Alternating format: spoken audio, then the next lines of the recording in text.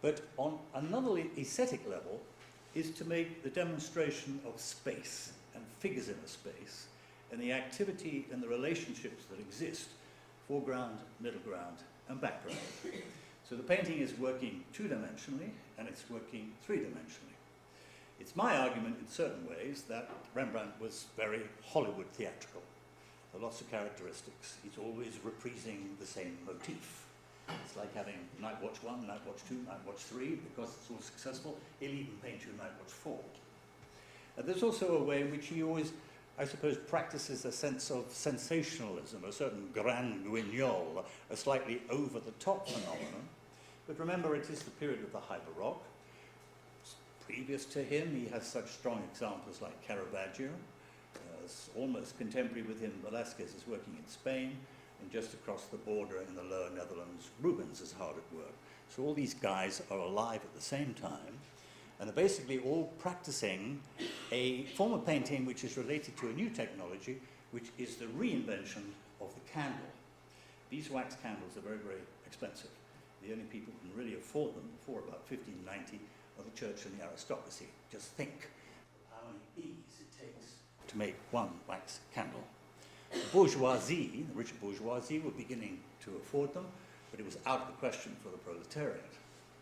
But there were new technologies occurring in Western Germany, Eastern Holland, related to animal fats, which were making candles much, much cheaper. In the beginning, they weren't very effective. They kept going out, they smelt a lot, you had to keep worrying about the wick, but at least it extended the daylight hours, not just for the aristocracy and the church, but also for the bourgeoisie and certainly for the richer proletariat. So people went to bed later. People could burn literally the candle at both ends.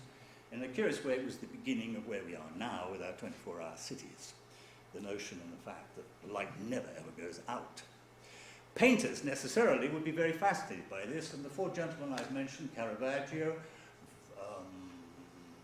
Rembrandt, Rubens, and Velázquez, painted a great deal of their paintings and their imagery in terms of artificial light. What is the cinema? The cinema is no more than the manipulation of artificial light. So you can see all the interesting correspondences. So in a sense, I suppose if Rembrandt was alive today, surely he would have been a film director. I'm sure he would also not just be a film director, but he'd be working on HD 4K, and he'd be using the red camera. And he'd be right up there on the front, manipulating the very cutting edge of technology. Like every good artist, you really must use the tools of your own age. So again, what we want to do is to make these demonstrations to indicate to an audience the whole business of composition, about notions of shadow and depth, but also about the theatricality that Rembrandt employed. But there again, this is not a Polaroid photograph which catches activity accidentally. Everything, of course, because Rembrandt is a superb painter, practicing, I suppose, by the time he was 23, after about 7 years, virtually stuck entirely inside the studio, so much so that his first patron suggested, well, Rembrandt, why don't you get out more? Intense, personal, I suppose, self-learning process which put him where he wanted to be.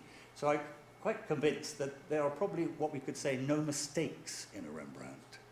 A good craftsman, of course, can hide all sorts of errors and notions of mismanagement and misdirection, but you will never find, in a sense, any faulty perspective. You will never find any misapprehension of space in a Rembrandt painting. So he fully knew what he was doing.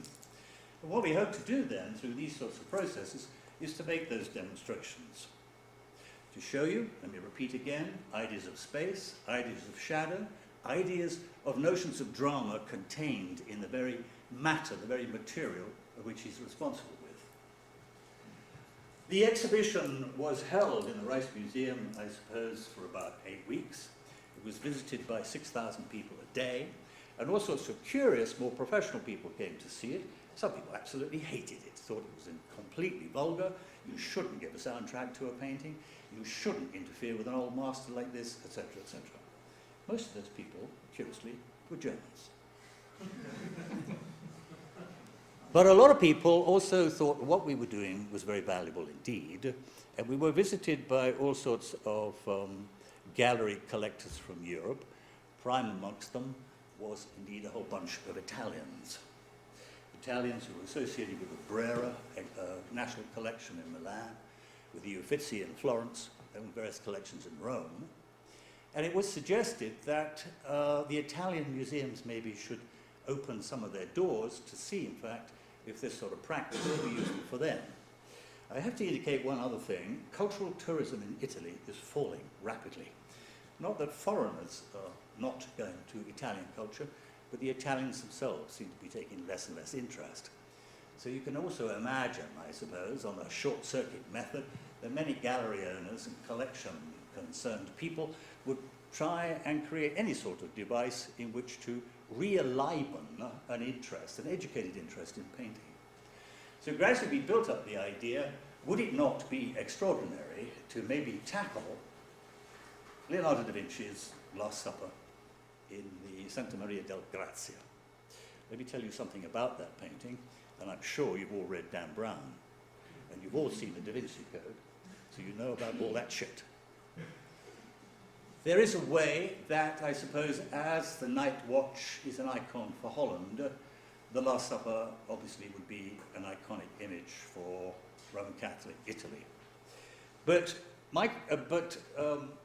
Da Vinci, being a great experimenter and not being satisfied with the status quo, painted this painting under rather curious circumstances.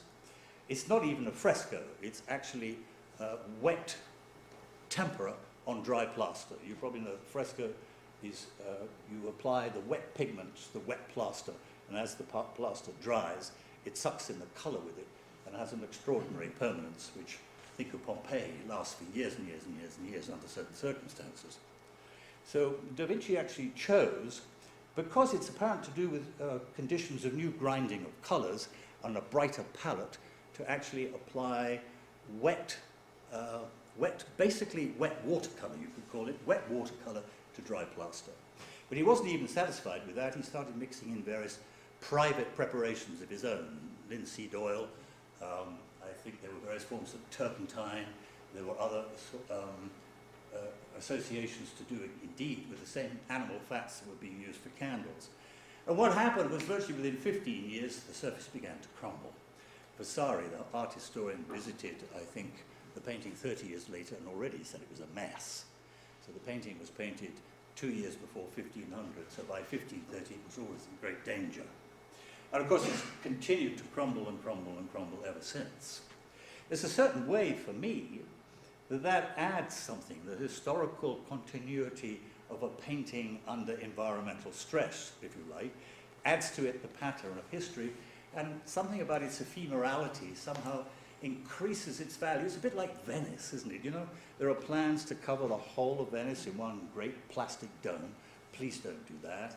Please let Venice just quietly crumble into the sea, because its history of crumbling, its history of decay, is part and parcel of the very guts of the place. So let's not try to inject Da Vinci's Last Supper, you know, with the latest amazing plastics to keep it alive.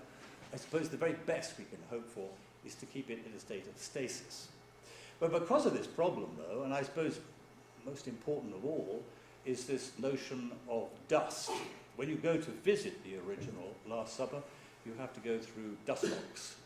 Your clothing is not exactly vacuumed down, but I'm pretty certain if they feel they could do that, there soon will be. As you probably know, 70% of all dust is human flakes of skin, and that creates a chemical reaction with the plaster, because the plaster wall is full of little tiny, minute holes and crevices and cracks, and the dust settles in and creates this acidic chemical reaction. So what does that mean? It means that the authorities suggest that only 25 people at a time can go and see this goddamn painting. And there again, you're not allowed to go all day long. The performances probably start in the middle of the afternoon, and it's all shut up and everybody goes home about 8 o'clock. So in any one day, probably not more than 600 people can see it.